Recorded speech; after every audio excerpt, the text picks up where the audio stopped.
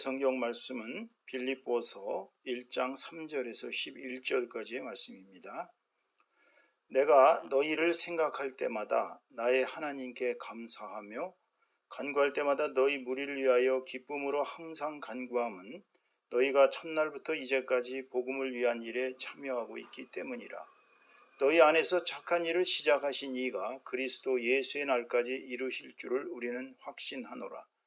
내가 너희 무리를 위하여 이와 같이 생각하는 것이 마땅하니 이는 너희가 내 마음에 있음이며 나의 매임과 복음을 변명함과 확정함에 너희가 다 나와 함께 은혜에 참여한 자가 됨이라.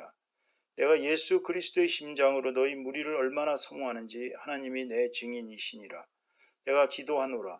너희 사랑을 지식과 모든 총명으로 점점 더 풍성하게 하사 너희로 지극히 선한 것을 분별하며 또 진실하여 허물 없이 그리스도의 날까지 이루고 예수 그리스도로 말미암아 의의 열매가 가득하여 하나님의 영광과 찬송이 되기를 원하노라. 아멘. 오늘은 복음 안에서 열매를 맺는 삶이라는 제목으로 빌립보서 1장 3절에서 11절까지의 말씀을 가지고 하나님의 은혜를 함께 나누도록 하겠습니다. 복음은 연합성이 있습니다. 이게 무슨 말씀이냐면 복음을 믿는 자들에게는 복음은 구원의 메시지고 삶의 궁극적인 목적이 됩니다. 그런데 믿지 않는 자들에게는 복음은 동화요 소설 같은 얘기라고 또는 허망한 얘기라고 치부합니다. 본 목사도 복음을 받아들이기 전에는 그저 이스라엘의 역사 이야기 또는 신화라고 여겼습니다. 그런데 복음을 받아들이자 복음 안에서는 모든 크리스찬들이 하나님 한 분을 아버지로 또 예수 그리스도를 우리 주님이요 또 우리의 큰 형님으로 하는 형제 자매들임을 깨닫게 되었습니다. 그래서 복음은 그 안에서 역사하시는 하나님, 예수님, 성령님과 우리 모두를 하나로 연합시키는 절대적인 매개체라는 것입니다. 그러니까 복음은 우리가 복음을 받아들인 사람들끼리는 다 하나로 연결시키는 일종의 아주 끈끈한 접착체와 같은 역할을 하고 있는 것이죠. 그래서 이 복음을 받아들인 사람들은 복음 안에서 이제 참된 삶을 추구하게 됩니다. 복음이란 자체가 원래가 굿뉴스, 가스펠이라고 하죠. 영어로는 가스펠. 가스펠이라는 것은 굿뉴스입니다.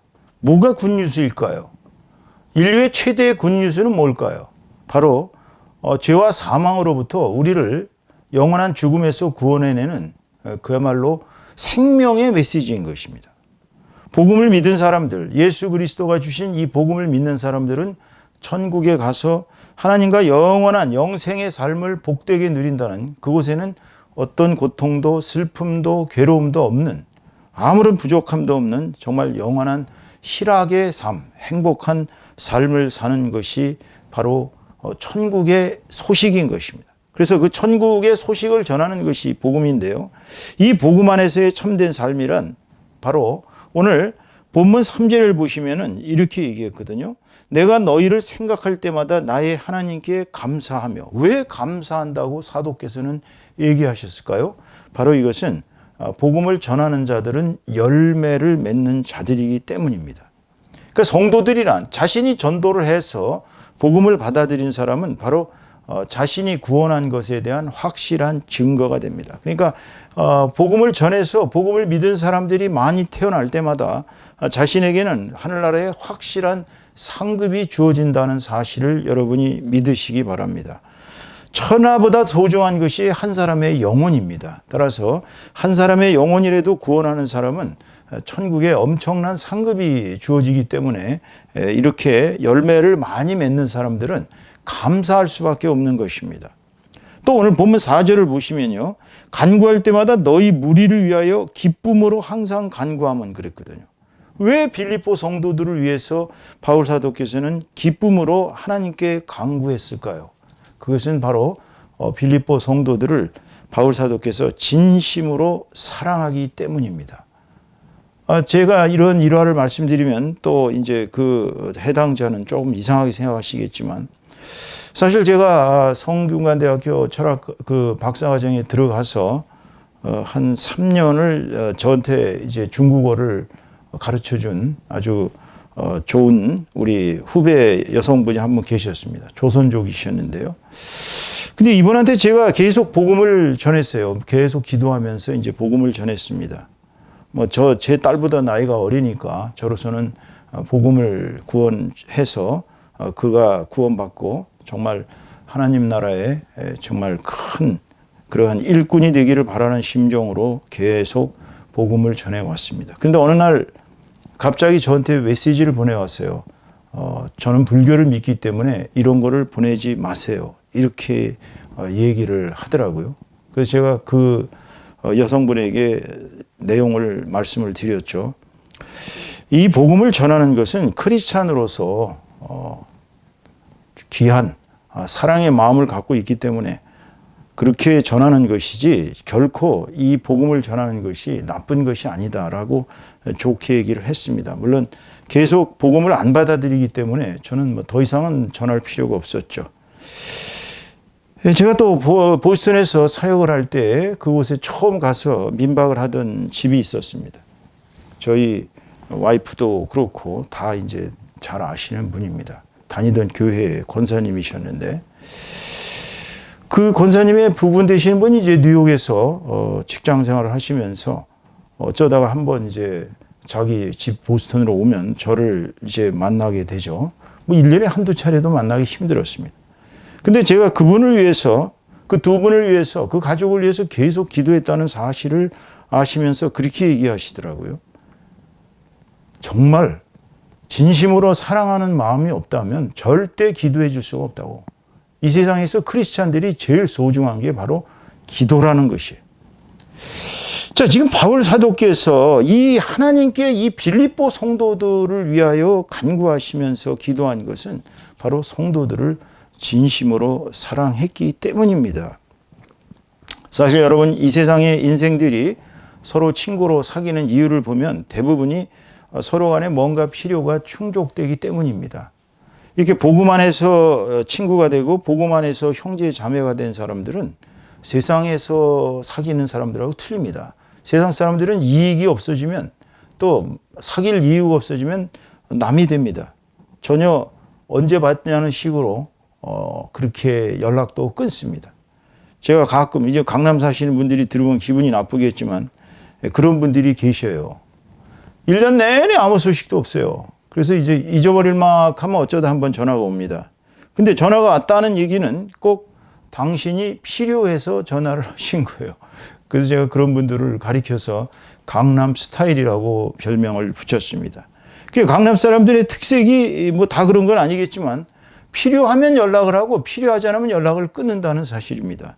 이거는 좋지 않은 태도죠. 사실 사람의 사귐이라는 것은 이 복음을 통해서 맺어진 교제는 구태야 자기에게 이익이 있어야 만나고 이익이 있어야 사귀는 것이 아니라 그냥 꾸준하게 항상성 있게 주님 안에서 그 형제 자매의 사랑으로서 교제를 하는 것이 바로 주님이 주시는 평강과 사랑으로 우리가 기쁨 속에서 하나가 되는 그러한 복음 안에서의 참된 삶이 되는 것입니다.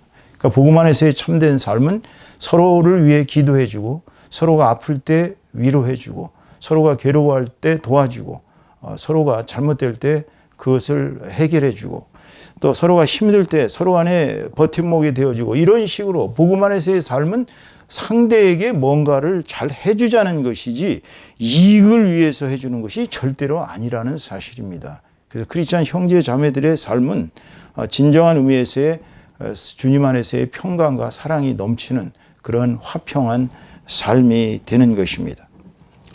자, 이렇게 복음 안에서의 참된 삶을 살다 보면은 복음은 생산성이 있습니다. 그 생산성이라는 게 뭐냐면 뭔가를 만들어내는 그런 능력을 우리가 이제 생산성이라고 얘기합니다. 영어로 말하면 이제 productivity라고 그러는데 이 생산성이라는 것은 자꾸 무엇을 낳는 능력을 우리가 복음이라고 하는 것이. 복음이 들어간 사람들은 구체적으로 인간적이고 세속적이며 육체적인 삶보다는 하늘나라에 소망을 둔 복음적이며 영적인 삶을 시작합니다. 이게 특징이에요. 물론 이 지상에 사는 육체를 입고 사는 사람이 인간적이고 세속적인 육체적인 삶을 다 포기할 수는 없습니다. 어떤 사람도 아무리 영적인 사람도 그 기반은 육체입니다. 따라서 육체의 소욕을 완전히 끊기는 거의 불가능하죠. 하지만 그 지향하는 목표가 복음적이라는 거예요. 복음적이다라고 얘기하는 것은 바로 영적인 삶. 영적인 삶이라는 것은 천국의 소망을 두고 살아가면서 이 땅에서의 삶을 하루 단위로 열심히 살아가는 삶을 얘기합니다. 주님이 주신 삶을 우리는 가볍게 여길 수가 없어요. 왜냐하면 주님께서 우리에게 생명을 120년을 주셨습니다. 맥시멈. 또 어떤 분에게는 80을 주셨어요. 어떤 분은 60을 주셨어요. 어떤 분은 50을 주셨습니다. 제가 서울 사랑의 교회에 이제 주일학교 교사로 예수 믿고 처음으로 주일학교 5학년 교사로 봉사할 때 그때 저를 이제 위에 감독하시던 집사님이 그분이 이제 나이 겨우 50이셨어요. 저 그때 당시에 나이가 비슷했거나 저보다 그렇게 많지 않으셨던 분인데, 근데 이분의 소망은 이제 선교사가 되시는 것이었거든요. 자신은 꼭 선교사가 돼서 해외로 나가서 선교를 하고 싶다. 그런데 몇 개월 그분하고 이제 같이 근무를 했었는데 어느 날 갑자기 안 보이시는 거예요. 처음에는 이제 감기 몸살이라 그래요. 그래서 빨리 나으시기를 기도를 해 드렸습니다. 그러다 또 얼마 지났는데 이제는 나쁜 소식이 들려온 거예요. 폐암 말기라고. 그래서 폐암이 그 암세포가 림프를 통해 가지고 전신을 돌아다니는 아주 끔찍한 암에 걸리셨다는 겁니다. 그래서 이분은 이제 교회에 나오시기보다는 이제 전국에 기도원을 다니면서 치료를 하러 다니신다는 거예요. 저도 이제 그분을 위해서 계속 기도를 드렸습니다. 약 6개월간을 기도를 했습니다. 그런데 어느 날 갑자기 서울에 오셨다는 거예요. 그래서 댁을 찾아갔습니다. 물론 저희 위에 저보다 어리지만 대표하시는 전도사님하고 저희 초등학교 관계자들이 그분 댁을 갔습니다. 가서 이제 정말 눈물 어린 상봉을 하며 마지막 기도를 해 드렸죠. 그리고 얼마 있다 이제 소천하셨습니다. 여러분, 내가 살고 싶다고 사는 게 아니에요. 그분은 정말 선교사가 돼서 주님을 위해 충성하면서 살고 싶었는데 나이 겨우 50 넘으셔서 돌아가셨어요. 그러면 내 생명의 끈이 어디까지 갈지 모르지만 그 생명이 사는 동안에 복음을 위해서 살아간다는 것은 그만한 엄청난 가치가 있는 것입니다. 하늘나라에 상급이 있는 거예요. 우리가 예수 믿고 구원받아서 하늘나라에 들어가면 누구나 다 영생의 기쁨을 누립니다. 그러나 영생의 기쁨을 누려도 그냥 정말 남에게 아무 전도도 안 하고 남을 위해 아무 중보기도도 안 하고 남을 위해 구제도 안 하고 남을 위해서 산 것이 아무것도 없이 자신과 자신의 가족만을 위해서 산 사람은 그냥 수용소 같은 그냥 그런 그 평범한 집에서 산다고 합니다. 그냥 구원만 받은 거예요, 그런 사람들은. 그러나 지상에서 전도하고 구제하고 남을 위해 중보기도 하고 이렇게 남을 위해서 산 사람은 상급이 쌓여서 그 상급 때문에 그 사람의 집은 가면은 어떤 사람 집은 바울사도 같은 경우는 3층 집에 아주 기가 막힌 좋은 집으로 정말 보석으로 치장된 그런 집에서 살고 계시다는 겁니다. 그러니까 이 땅에서 얼마나 주님을 위해 주님의 복음을 위해서 산 사람이냐에 따라서 천국에서의 상급은 그만큼 달라진다는 것입니다. 자, 우리가 주 예수 그리스도와 연합해서 영원한 생명의 능력이 우리가 이제 성령을 통해서 계속 우리에게 주어집니다. 그리고 주어지면은 우리는 그냥 나 혼자 잘 먹고 잘 살고 그냥 내 가족만 구원하고 내 가족만을 위해서 살아야 되겠습니까? 그렇지가 않죠. 복음을 받아들이고 복음대로 살아가는 것은 결국 우리 속에서 역사하시는 하나님의 사랑과 인도하심을 순종해서 그대로 살아가는 것입니다. 그것이 바로 복음에게 자신을 그대로 내어 맡기는 거예요. 복음에게 자신을 내어 맡기면 생산성이 생깁니다. 이제 복음의 생산성이 나오는 거예요. 오늘 본문의 6절로 7절 말씀을 보시면 너희 안에서 착한 일을 시작하신 이가 그리스도 예수의 날까지 이루실 줄을 우리는 확신하노라. 내가 너희 무리를 위하여 이와 같이 생각하는 것이 마땅하니 이는 너희가 내 마음에 있음이며 나의 매임과 복음을 변명함과 확정함에 너희가 다 나와 함께 은혜에 참여한 자가 됨이라. 그러니까 바울 사도가 사역하시는 이 모든 것은 혼자 하는 것이 아니에요. 이 빌립보 성도들이 그 바울 사도의 사역에 함께 하셨다는 겁니다. 그러니까 하나님께서 역사하시기 때문에 복음 안에서 역사하시는 하나님의 은혜가 그들에게도 똑같이 주어집니다. 그러니까 선교사를 위해서 매일매일 기도하시면 그 선교사의 선교사역에 참여하시는 겁니다. 물론 선교사님의 상급이 더 크겠지만 선교사님을 위해서 이렇게 기도하시는 분들은 그만한 중보 기도의 은사를 받으신 분들은 그만큼 상급을 크게 받으시는 거예요. 그러니까 우리가 복음에 참여한다는 것은 결국은 하나님의 은혜가 우리 속에서 역사하시는 것을 그대로 우리가 따라가는 것입니다. 그러면 계속 복음이 우리에게 생명을 부어주십니다. 이 복음의 이 비밀은요, 정말 대단한 것입니다. 복음이라는 것이 얼마나 굿뉴스인지 이 복음을 믿고 복음에 따라서 살아가고 복음을 전하는 사람들의 축복은 하늘나라에 엄청난 상급이 쌓일 뿐더러 이 세상에서의 삶도 온전히 정말 하나님의 영광에 참여하는 복된 삶이 되는 것입니다. 그렇기 때문에 우리가 복음 전하는 자들이 마땅히 해야 할 일을 여러분과 함께 나누고자 합니다. 오늘 아마 설교의 핵심은 이 점일 것입니다. 첫째, 오늘 바울 사도의 말씀처럼 보세요. 바울 사도는 뭐라 했습니까? 8절에 내가 예수 그리스도의 심장으로 너희 무리를 얼마나 사모하는지 하나님이 내 증인이시니라. 야, 참.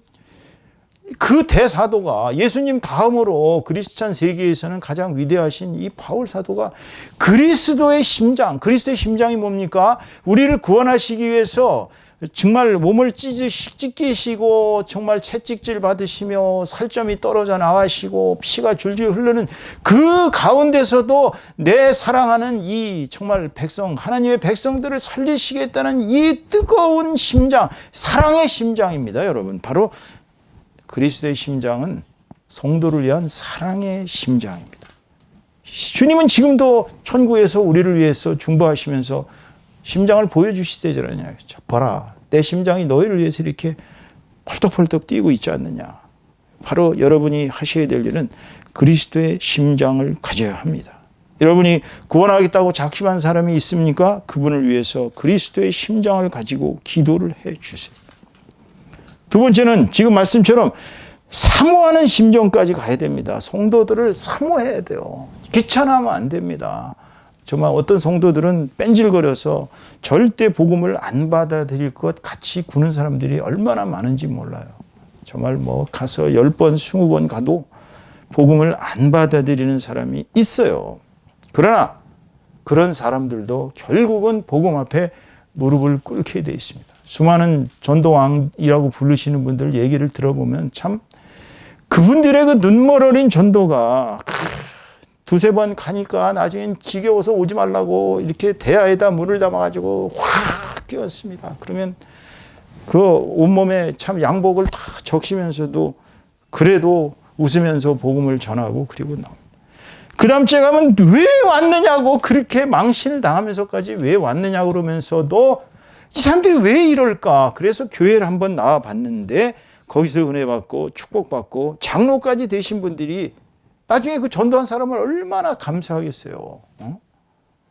여러분, 세상에서 제일 불쌍한 사람들이 죽는 그 순간까지도 예수 그리스도를 구세주로 믿지 못하고 복음을 받아들이지 못하고 복음의 구원의 메시지를 받아들이지 못하고 꼴깍하고 숨이 넘어갔다고 생각해 보세요. 여러분이 사랑하시는 여러분의 부모님이 그런 지경에 처했다고 보세요. 어떻겠습니까? 자, 그 부모님은 죽어서 천국을 가시는 게 아니라 이제 지옥 행이에요. 그럴 때 여러분의 가슴이 어떻겠습니까?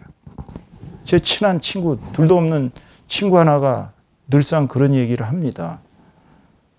교회를 나가고 싶은데 부모님들이 반대를 하기 때문에 부모님들이 아주 골수 정말 유교 신자들이기 때문에 아주 대가문의 13대 종손이기 때문에 교회를 못 나간다는 거예요. 그러면 그분들이 만약 부모님이 돌아가실 때 구원을 못 받고 돌아가시면 그 심정이 어떻겠어요?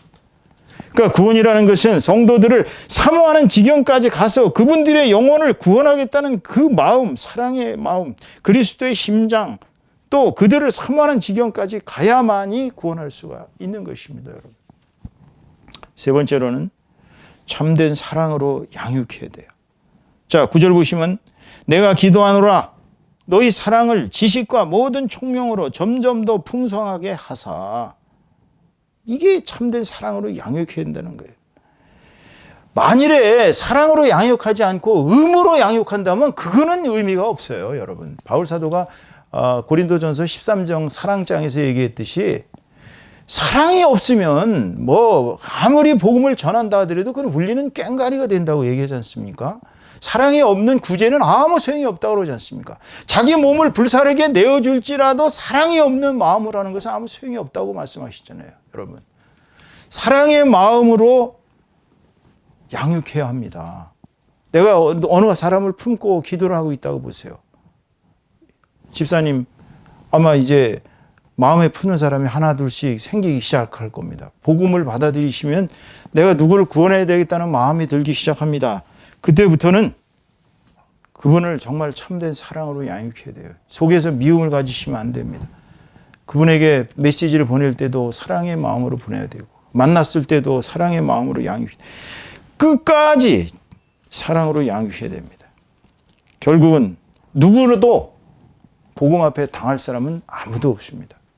정말 손양원 목사님의 아들 정말 귀한 아들을 여순 순천 반란 사건 때 생죽음으로 죽인 안동선이 같은 그런 악질도 결국은 손양원 목사님의 그 사랑의 복음 앞에는 결국은 무너져서 크리스찬으로 살다가 평생 속죄하면서 그분 자식들이 지금 목사님이 되셔갖고 복음을 전하고 있지 않습니까? 이 세상에 구원받지 못할 사람은 아무도 없습니다, 여러분. 그 점을 생각하시고 사랑으로 양육하시기 바랍니다. 오늘 본문 10절에서 말씀하신 걸 보세요. 너희로 지극히 선한 것을 분별하며 또 진실하여 허물 없이 그리스도의 날까지. 이게 무슨 소리일까요? 지극히 선한 것을 분별하게 된다는 것은 바로 하나님의 임재가 예수 그리스도를 통해서 영적으로 체험하게 되는 것을 지극히 선한 것을 분별한다고 합니다. 하나님께서 임재하시는 것은 우리가 달리 느낄 방법은 없어요. 예수 그리스도를 믿는 믿음 가운데서 그리스도께서 보내신 성령이 우리 안에 내재하면서 내가 하나님을 정말 체험하는구나. 하나님의 임재를 느끼는구나. 이게 되는 것입니다. 영적으로 이 지경까지 가야 선한 것을 분별한다고 할 수 있어요. 오늘 설교의 결론을 내겠습니다. 복음의 궁극적인 목적은 복음을 받은 자 한 사람 한 사람이 진실된 크리스찬, 즉 작은 그리스도가 된다는 것을 의미합니다. 우리 생의 목표는 그리스도 닮은 사람이 되는 것이 목표예요. 작은 예수. 예수님이 신이라면 우리는 작은 신이 되는 것입니다. 복음을 맡은 자를 신이라고 얘기했지 않습니까? 그렇다면 우리가 작은 그리스도가 되어서 복음 안에서 자라는 사람들은 첫째, 그리스도의 사랑, 그리스도의 심장을 가지셔야 되고, 둘째, 그리스도의 선하심, 그 모든 언행이, 말과 행동과 모든 것이 선하는 것으로 가야 됩니다. 절대 선이죠. 셋째로는 그리스도의 온유함을 닮으셔야 됩니다. 자기에게 뺨을 치고 침뱉고 채찍질하는 자들마저도 돌아가시기 직전에 용서하셨던 그러한 온유하심을 우리가 가져야 되는 것입니다. 넷째로는 지혜로우심입니다. 율법사들과 바리새인들, 서기관들이 아무리 예수님을 걸고 넘어지려도 예수님은 너무도 지혜로우셨기 때문에 참 동전 하나를 주시면서 이 동전이 누구의 동전이냐, 이 초상이 누구의 것이냐라고 물어보니까 가이사의 초상입니다. 그 바리새인들은, 서기관들은 예수님을 세금을 안 내게 해야 된다는 소리를 듣고 싶었겠죠. 그러면 반역이다라고 고소하려고. 근데 예수님은 지혜로우시니까 이 그림이 누구의 그림이냐? 가이사의. 그럼 가이사의 것은 가이사에게 바치고 하나님의 것은 하나님에게 바쳐라. 논리학적으로 얘기하면 이것을 우리가 양비논법이라고 합니다. 양쪽을 다 격파하신 거예요. 이런 지혜를 우리가 뱀처럼 슬기로워야 됩니다. 복음을 전할 때 우리가 지혜로워야 됩니다. 다음에 주님의 능력 있으심. 우리가 주님을 확실히 믿으면 주님이 하신 것보다 더 큰 일을 할 수 있다고 그랬어요. 죽은 자도 살릴 수 있다는 주님의 말씀이 결코 거짓말이 아닙니다. 선교 현장에서 그런 일이 무수히 일어나고 있어요. 우리가 지금 우리나라가 너무나 이제 기독교가 어떻게 본다면 좀 이상한 방향으로 흘러가서 우리나라에서 그런 일이 안 일어나는지는 모르겠습니다. 그러나 정말 그런 오지에 가서 선교하시는 분들 돌에 맞아 죽어서도 기도로 살아나신다니까요. 그러한 주님의 능력이 우리에게 임하게 돼야 되는 것입니다. 결국 우리들은 예수 그리스도의 복음의 능력으로 말미암아 우리가 새로운 피조물로 바뀌어가는 거예요. 그게 성화 과정입니다. 그래서 결국은 그리스도 안에 거듭나서 우리들 하나하나가 하나님의 영광을 드러내는 그 자체가 찬송이 되는 것이 우리 인생의 목적이 됩니다. 이게 무슨 얘기냐면 예를 들어서 김익두 목사님 같은 경우 대표적인 깡패였지 않습니까? 그 당시 황해도 안악지방에 아주 골머리 썼고 그 사람만 보면 모든 사람들이 다 도망갈 정도로 깡패였습니다. 그러나 그가 부흥회에서 회심한 뒤로 그야말로 복음에 열렬한 투사가 되어서 수십만 명의 사람 영혼을 구원하는 놀라운 부흥사로 거듭 태어나서 세계 기독교 사상 그런 부흥의 역사가 없을 정도로 김익두 목사님이 하나님의 영광이 되셨어요. 여러분이 구원받고 여러분이 작은 그리스도가 되는 것은 바로 그 자체가 하나님의 영광을 드러내는 것입니다. 본 목사도 그렇게 하나님의 영광이 되기 위해서 노력을 하고 있습니다. 오늘 결론은 우리가 예수님의 복음을 받아들여서 작은 그리스도가 되어 복음의 열매를 맺는 삶이 된다면 우리가 마음에 품고 한 사람 한 사람 마음에 품고 그들에게 그리스도의 심장으로서 그들을 사모하는 지경까지 가서 그들을 참된 사랑으로 양육하면서 구원의 복음을 전하는 저와 여러분 다 되시기를 주님의 이름으로 축원합니다. 축원합니다.